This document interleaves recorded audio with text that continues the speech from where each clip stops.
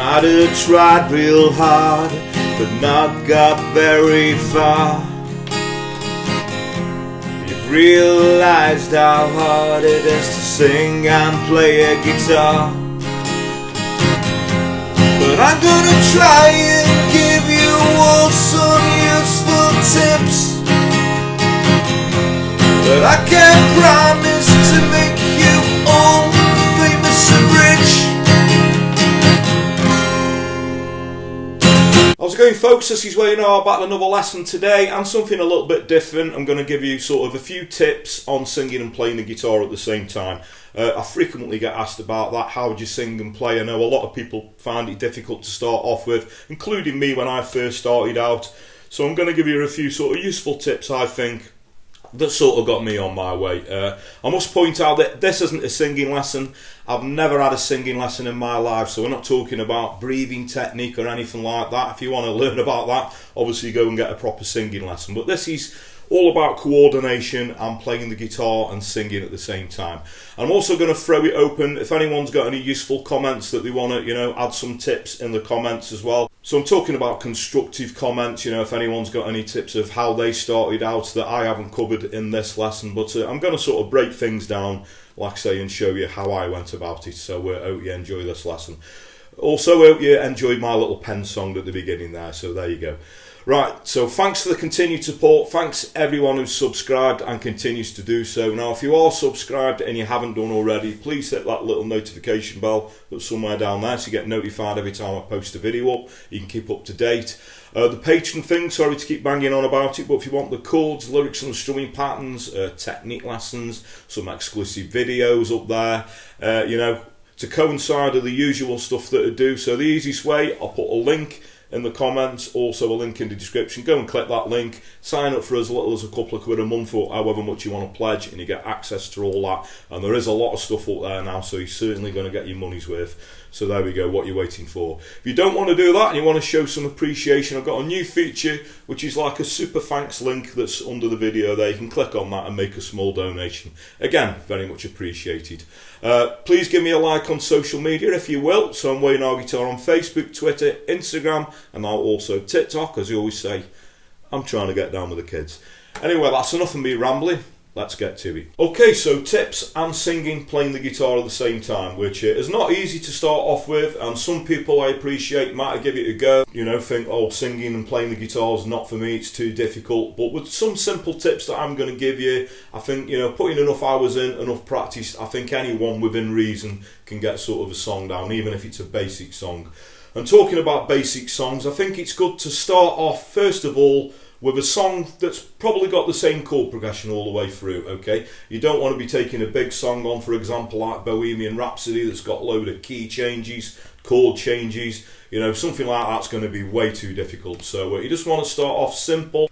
Now, I took this song as an example. We're going to be looking at Ben E. King and Stand By Me, okay? It's a nice, lovely song. It's the same chord progression all the way through. Now, I have done a guitar lesson on this separately to this lesson if you want to go and check that out.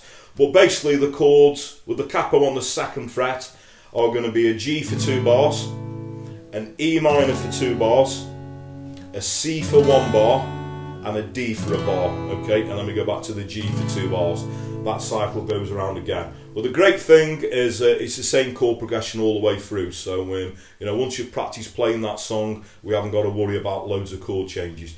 Because the main thing is it's almost like juggling with, eventually we're doing 3 things at once. With chord changing, we're trying to add some rhythm in there, and over the top of that, we're trying to sing over the top of what we're doing as well.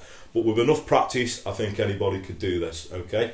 Now, another thing is obviously learn the song, learn the chords, away from the singing, try and get confident at playing it. You want all clean chord changes and things like that.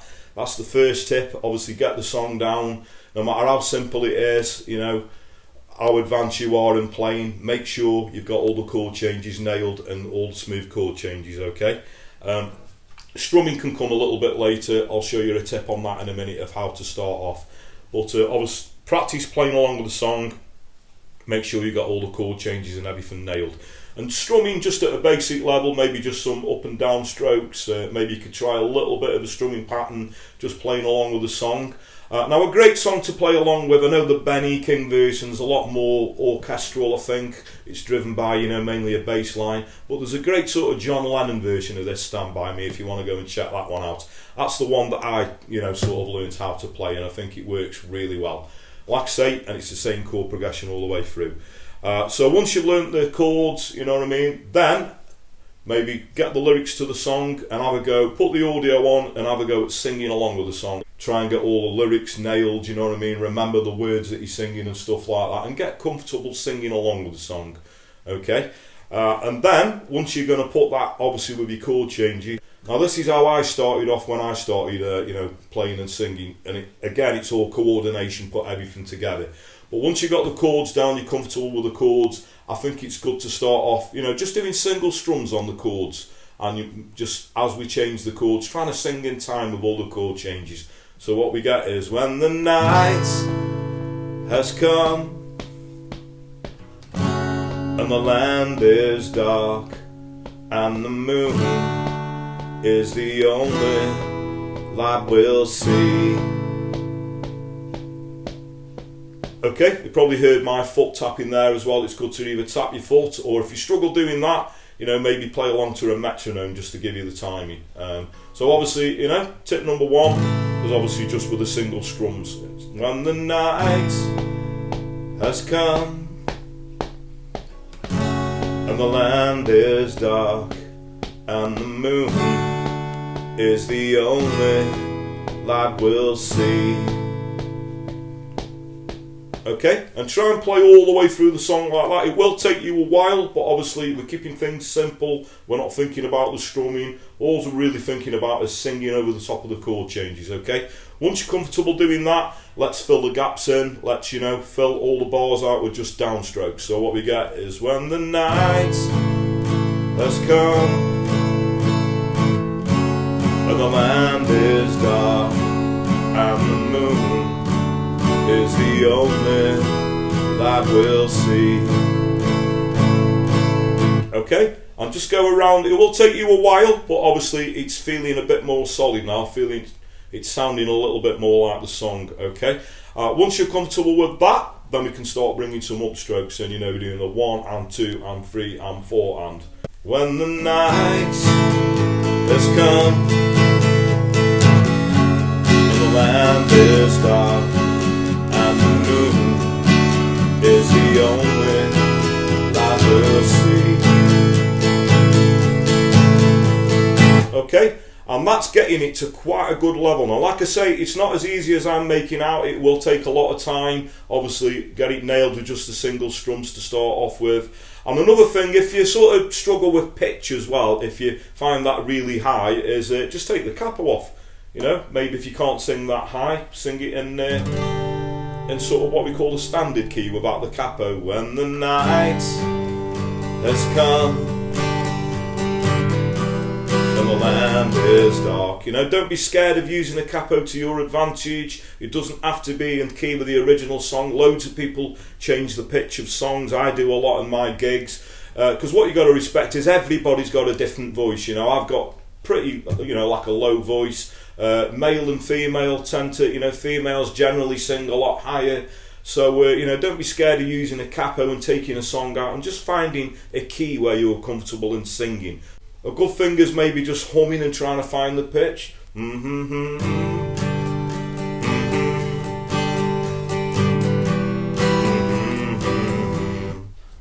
then try, maybe in the original key, or just play around with the capo and find out where you're comfortable in singing it.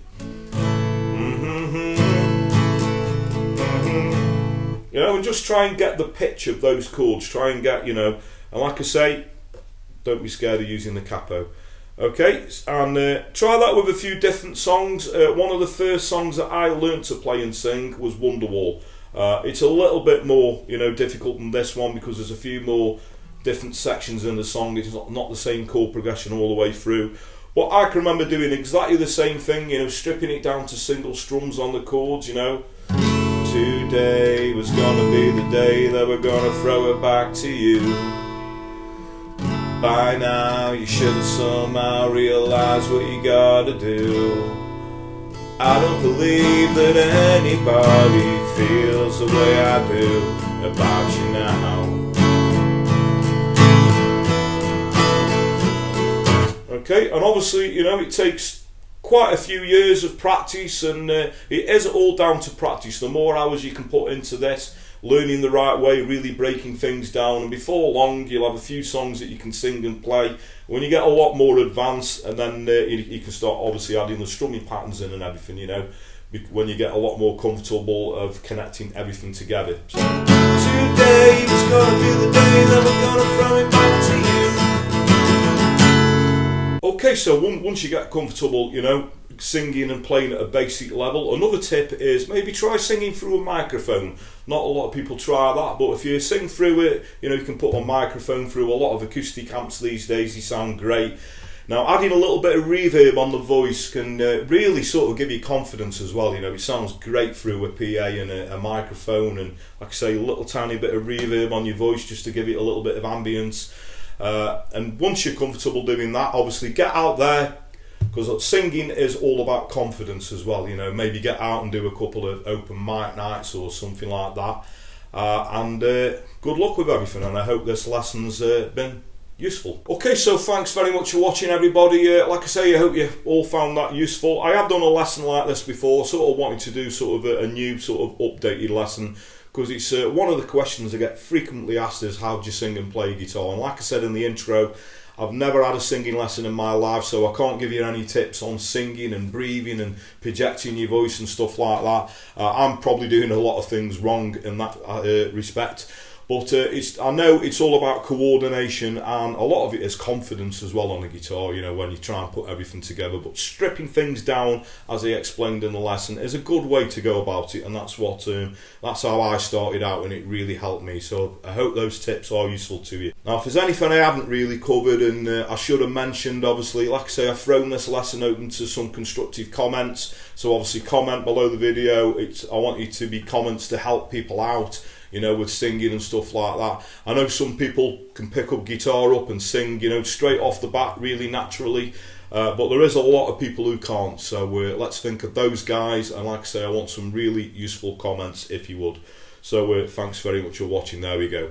As I said in the intro, thanks everyone who's subscribed and continues to do so. It's very much appreciated. If you haven't done already, please hit that little notification bell. The patron thing, if you dig all the lessons that I do, you want the chords, lyrics and the strumming patterns to coincide with a lot of them, what you're waiting for, go and sign up. There's a link in the comments, a link in the description. The super thanks link if you want to make a small donation, again, something that's very much appreciated. You know, all the money that I make from these lessons generally goes back into the lessons, all the filming, the editing and the research. It's very time consuming, so I promise everybody the money generally goes straight back in. And another thing is word of mouth, I always say, is a powerful thing. So if you dig what I do, please like and share my videos, tell your friends, tell your work colleagues, anyone, you know, plays guitar, please point in my direction. So that just leads me to say, whatever time of day it is you're watching, whether morning, day, night, thank you very much, and I'll catch you all soon for another lesson. Take care.